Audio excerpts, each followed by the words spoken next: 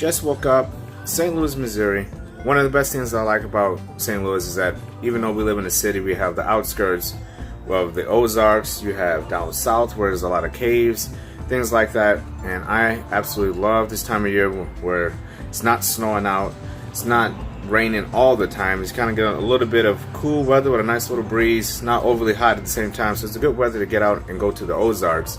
Go see some caves, which is one of my favorite things in this world, are caves. I am obsessed with caves. I always have been. It's been a long time since I've been down here in the Ozarks, so I'm going to make sure I get as much footage as I can and document especially the cave experience, because I think a lot of people don't realize how elaborate and beautiful some of Missouri's caves are. The cave systems in Missouri and those mountains back there are just absolutely beautiful.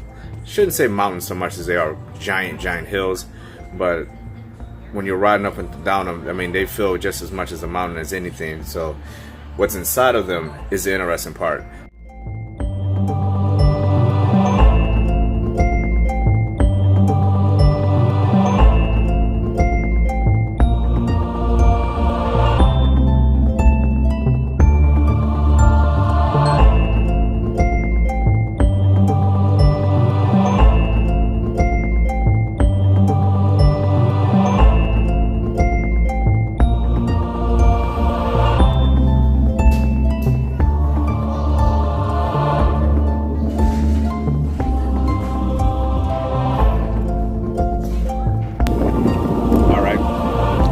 Officially at Bridal Cave.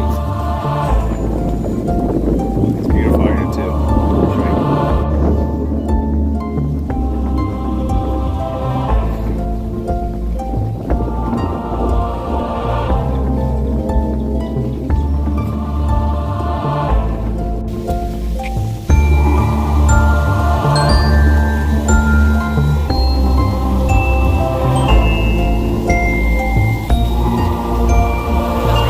Bad, thank you. I hear you.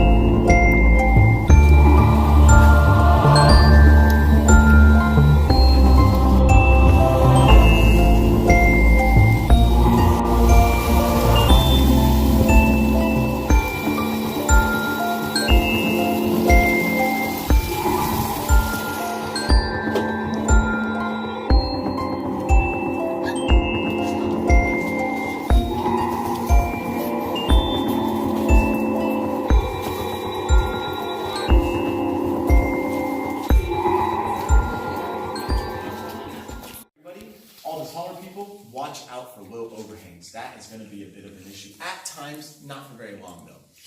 And then, anybody in this room tell me.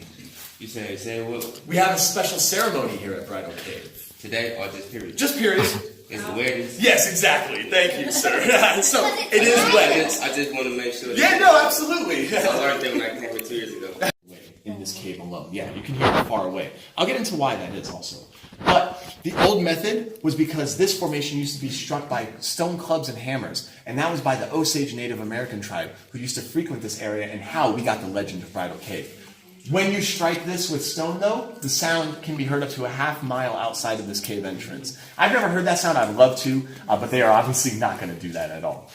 So there's something else I don't know about here. I don't know a lot. I don't know how I became a tour guide, but I think you guys can answer these questions. Tell me.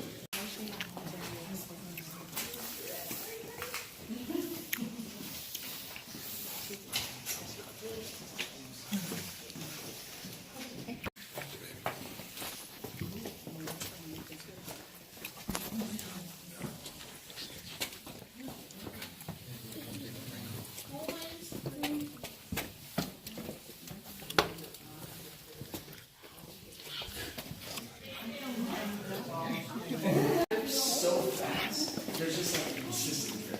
And there's a lot of water right now, rain or consistent rain. So if we get like flash flood type rains, then this will light up. Or if we get rain for, over 4 or 5 days, then this water will show up. Right hand side from this room all the way to the second to last room on this tour. So you're going to see a whole lot of it. It's 500 million cubic inches worth of space. You'll see it in between most rooms also. The other area I like to point out is this area underneath the formation. So before this was a show cave in 1948, the only way to get through these next few rooms was underneath this formation. Oh yeah, if you bottle up the water, I don't think it's a fine to take it out the cave. So you can drink that water that's going to drip on you, but this water right here, you don't want to drink it. This is called our wishing well. This water is full of coins, so obviously you don't want to drink that. But keep in mind, I should also mention the most important part. We don't keep this money for ourselves. We actually donate it at the end of each year to a local high school as part of a scholarship fund. And it raises about $1,000 to $1,500 or so. Yeah, right? A nice little gesture.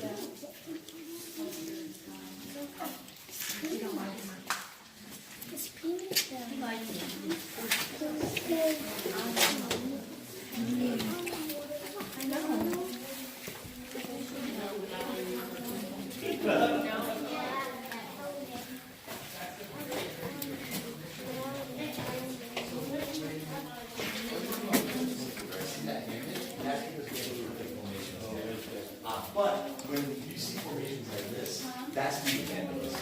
So most of the damage done to this cave was done before this was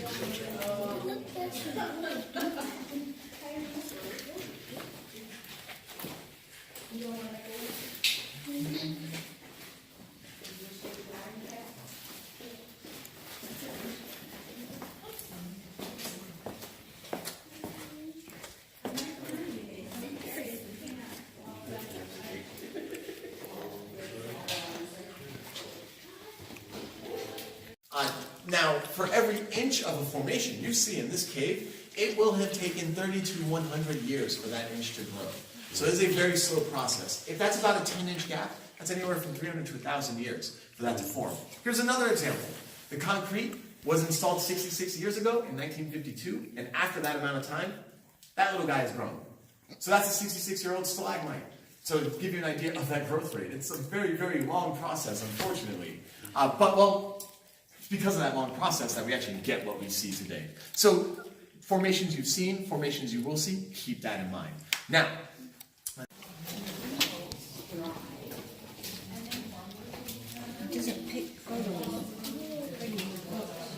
watch your head, Bubba.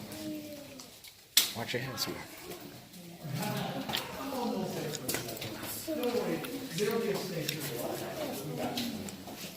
it goes to about 4.5 feet, so it is the shortest part of the cave. Yeah, we actually got something fair enough. Not a lot of people make it up there. But we named it after Niagara Falls for obvious reasons. Now, this used to be the last room of the tour. So if you look at this area underneath the Drapeline Formation, you're going to notice all the wires and everything like that. But get rid of that for a sec. Get rid of all those loose rocks. Before this was a show cave, that was all clear. But you'll notice at the end, it doesn't go on. It ends in this room. So I'm going to reference two maps in the main lobby, where you got the tickets from, I should say.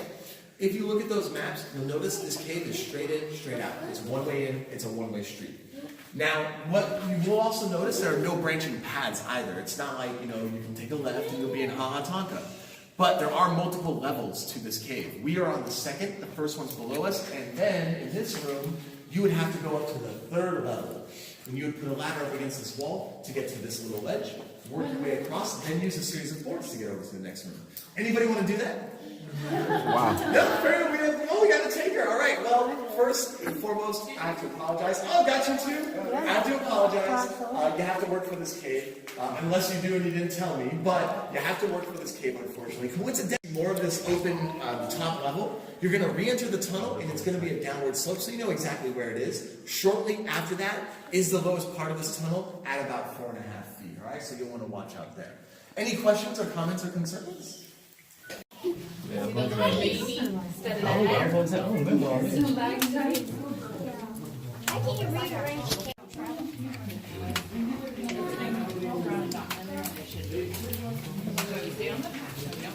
when we get out here back, we can slip the phone.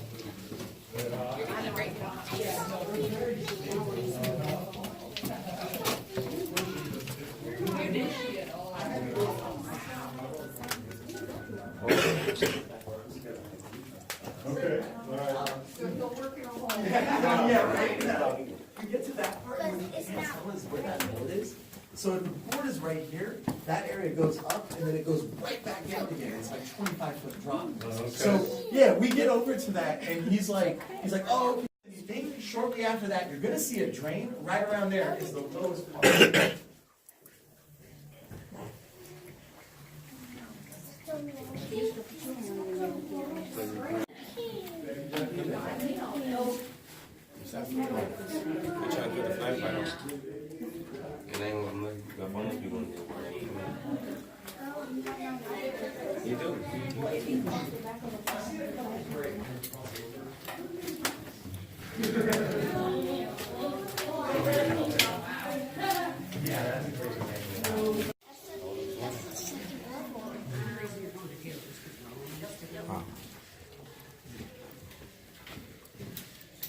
So we see that exit, or the path across from the ladder, we see the exit to that path right over here.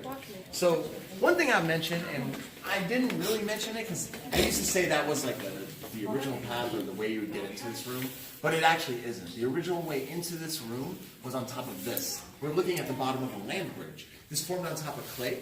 That's why we don't see any stalactites hanging down from it, and there's no soda straws or any formations on it also. So, land bridge, very literal name, very much like a window, which is those little rooms that we saw.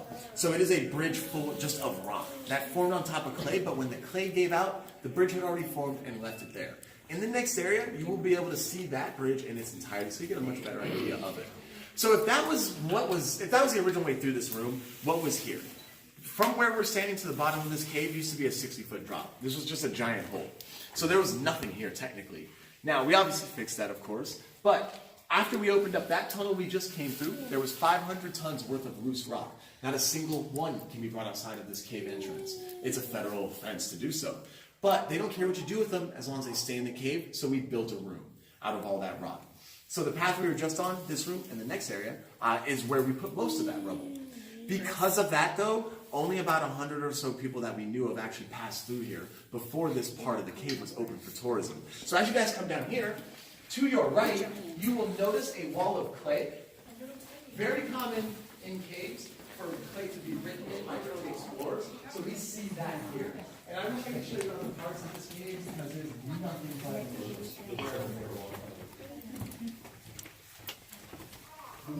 No. Go. Don't even ask to go that we're standing in. We are also 200 feet below the surface. So we're actually directly below Thunder Mountain Peak in this room. Now, water, when it reaches this part of the cave, it will have taken about 7 to 10 years for that water to reach this cave. So it takes a long time. Now, if we turn back and look up, we can see that land bridge in its entirety. So you get a better idea of it. So you can see how it runs wall to wall, and that back area is where you would come out of. You would never touch the ladder we saw. You'd take 2 more from there. So this column kind of stands out when you come into this room, of course. This is another great example of what happens when things form on top of clay. This one right next to it, perfectly fine, because it formed on what are called cave onyx flows or calcite flows. This whole area is actually clay. This was once a whole column, but it bottomed out, it fell and dropped. You can see where it broke. And those little soda straws, that is this column trying to reform itself. I also like to say, use your imagination how long that's going to take. It's going to be a while. So, we're in Bridal Cave. Just a friendly reminder, can anybody tell me what we could have possibly called this formation right here? And we have like 3 or 4 different names for it, so don't worry, you will be right. Which one? That's what it is, the name of the formation, but we have another name for it, related to the fact that we're standing in Bridal Cave. Maybe look a little something. Is anybody married in this room? Yes, a wedding dress is one of those. Thank you. Wedding dress formation. This formation right here on the left-hand side. Wedding dress, wedding cake, all perfectly acceptable. Bride's formation. I was about to say, come on, we have too many people for this. So this next room, it does have the steepest stairs of any room in this cave. So please be careful as you go in here. Now, I think we have enough space. It's a bit of a platform we're going to walk up to. So I think we have enough space. It might get a little tight, but I need everybody up on that platform. And if you have not been to this cave, you will understand why. All the water in this room, and the water I'm going to talk about is about 18 to 25 feet deep. And it is 52 degrees. Yeah, it looks deceptively deep from this angle. You'll see some boards towards the back and everything. Those boards are actually 52 feet below the surface. They're not that close to it at all. So this room, and on the map, you'll want to look for Mystery Lake. Because you also notice one thing about this. This room is only about halfway through this cave. All the way back there is kind of like the second half of the cave, you could say. We don't get to go to it, unfortunately, because you can see how dangerous it is. I will tell you what's beyond there, though, and the maps will give you a good idea. Shortly beyond that formation is actually another lake in this cave called Spirit Lake. That lake is the length of a football field, so it's way larger than this one. And then, when you get to the end of that lake, you think there's no more lake, but, I'm sorry, you think there's no more cave, but there's an underwater tunnel you can swim through, about 20 feet, approximately, to the third lake of this cave called Turquoise Lake. That lake is only about the size of this platform to the wall across from us. So, remember that ladder we saw? There are height definitions for things in caves. They change them around a lot. Only about 15 people, from my understanding, have ever seen Turquoise Lake. Only about maybe 100 people have ever been beyond that formation. Maybe I'll say at most 140, but that's all been tour guides. And from my understanding, that's been consistently since 1990. People used to come all the way back through this before 1990. Remember, this was all non-developed caves before 1990. So people did travel back there, like our current GM and everything. He did stuff like that because he's a crazy person. He also installed that light you see up on the top right. Yeah, if you're wondering how that light gets there, you have to walk, go all the way to the end of this platform, step out onto the cave, and then you free climb a bit, and you take a ladder and place one end on this side, and the other end connect to where that light is, and then you crawl across it. So I call him a crazy person. Brave is another word if you want to use that. So, you're going to notice some boards at the bottom of the water. That is from an early explorer. None of the water in this cave has an entry or exit point. It is all still water. So, if you were to grab those boards, you can hold them just immediately. The only thing holding them together is the water pressure itself. So now, why would someone bring that back there? Well, I'm going to give us a little bit of a demonstration. So, if we all look at the water right now, there's no lights on it. Turn the lights off on it, you can barely see the water. We know it's there in the sun, of course. But when everybody stands still for just a moment, this is what you walked into before. So before this was a showcase, before this was a showcase, you probably used a candle's light worth of light. Now what do you see? Candle. Yeah. They did have carbide lanterns, but carbide is highly explosive. So yeah, you don't want to basically be carrying around a stick of dynamite. You know how big this room is, but you don't know how far it goes. You don't have any idea if you were an early explorer. Now, I should also mention, I think this is a good time to mention that there have never been any human remains found in this cave. So everybody that's come into this cave has made its way out. We have 100% success rate with tourism, by the way. Listen, I hassled my boss about that because I wanted to make sure. I have a thing. I'm from New York City. I'm not from here. And I said to myself, look, whatever job I work, I'm not going to BS people, so to say, about it, right? So if there was something that wasn't for real, I would not mention it. And I hassled them. There's no deep, dark secret back there. Remember I told you about that 60-foot hole? We didn't bury anything else with it. By the way, guys, everybody that's come in here has made their way back out. There have also never been any fossils found in this cave either. So there's never really been any bones or anything like that. Anybody with a question? Fair enough. That I can do for you also. 1854 by a gentleman named Monk. The original owner of this cave was a gentleman named Colonel R.G. Scott. When he passed, the ownership of this cave in Thunder Mountain passed on to 3 families. The descendants of those 3 families still own this cave today. So it's still technically the original owners. I don't know how that process worked, like how... Hey everybody, this is my son, he's with me too, and his mommy. Say hi, hey. Hi. Say hi, YouTube. Hi, YouTube. How you like the cave, buddy? Good. Got scary there for a second, didn't it? What was your best part? The first. Best part? Well. Say bye-bye. Bye-bye. You were doing selfies and photo ops. Oh, that's fine. Say hi, YouTube. Hi, YouTube.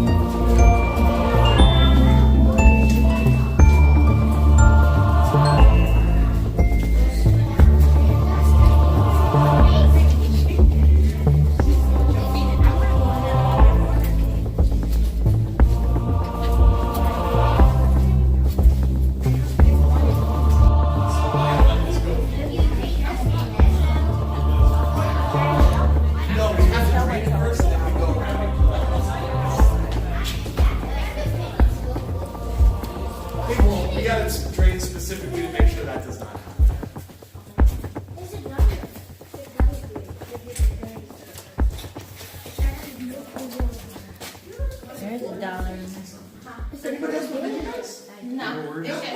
Just want to make sure. Why did I turn my lights off? Is that the one? So the expert knows that we're out. Oh, okay. It also keeps algae from growing. Okay. There you go. You should be in a cave. Mama would.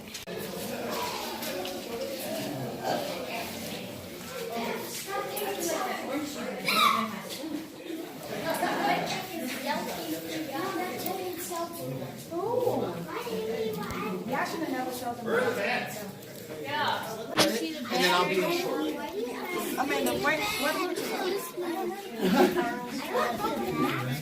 Is it designed? Yes, I've heard. Yes. He's going to pay credit for one and then insurance. And thank you, Mr.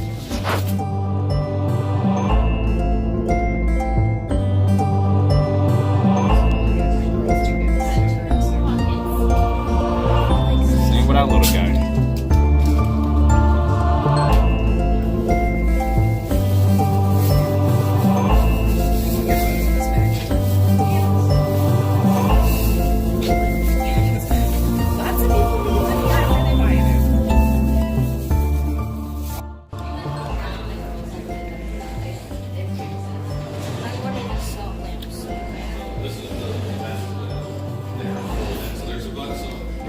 How'd you like the tour?